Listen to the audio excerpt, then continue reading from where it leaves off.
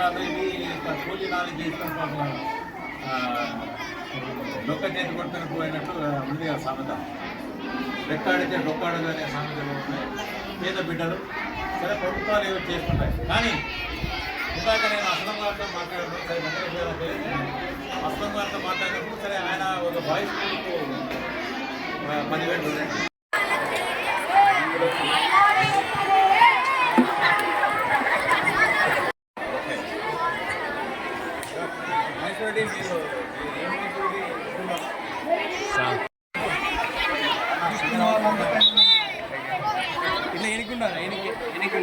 ప్రతి సంవత్సరం 560, 570 మార్కులతో మా విద్యార్థులు కాలేజీ స్కూల్ టాపర్స్ గా ఉంటున్నారు సార్.